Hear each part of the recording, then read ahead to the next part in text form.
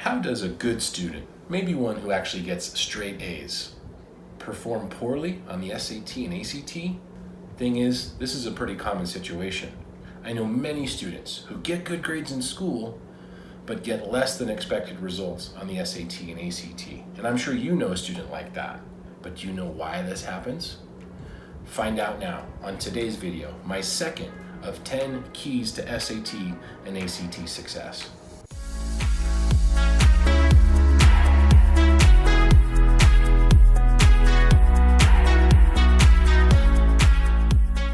Hi, I'm Brooke Higgins, founder and lead instructor of Crosswalk Test Prep and Tutoring.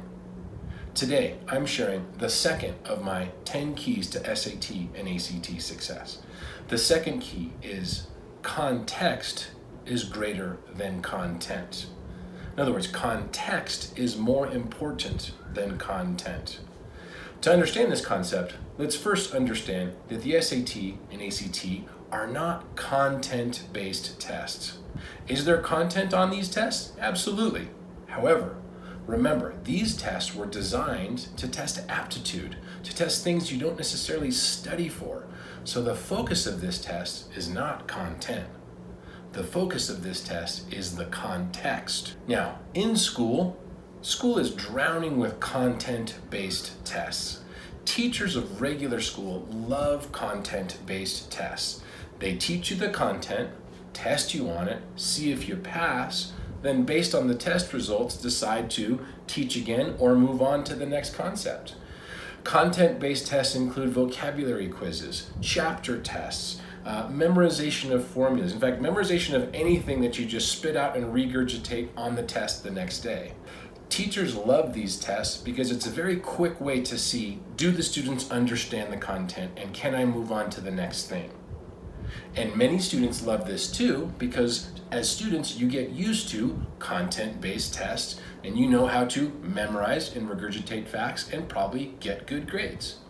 But the SAT and the ACT are not content tests. There is content on the tests, there is math and there's grammar and there are some things that you can memorize, but in general, the skill that these tests are testing you is not so much memorization or regurgitation of facts.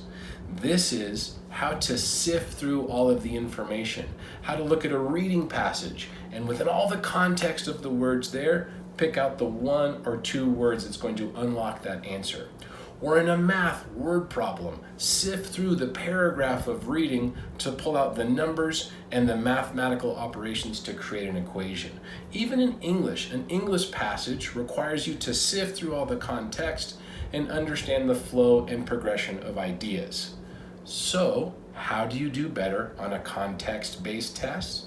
If context is more important than content, how do you prepare for that? Well, it's a different type of test, so it requires different preparation. Number one, get familiar with the test format. Know that this is how the information is presented and know that you have to sift through it to get to that right answer. Number two, practice it. It's going to take practice. You think about how much time you spend on your GPA, 4 years worth of regular school to do your best on a GPA. How about context-based tests? How much time are you spending on that? So practice, take the time. And most importantly, remember that in a context-based test, you need to be fresh, focused, relaxed, ready to problem solve and logically think through some things. So it requires the heavy studying or the heavy lifting well before the test. And as you get closer to test day, ease off, taper, much like a swimmer or a marathon runner would ease into the final race. Do that with your context-based preparation. So that concludes our second of 10 keys. The second key, context, is greater than content. Tune in to the third key, the third of my 10 keys to SAT and ACT success in the next video. Otherwise, comment, like, or subscribe, or follow Crosswalk on your favorite social media platform.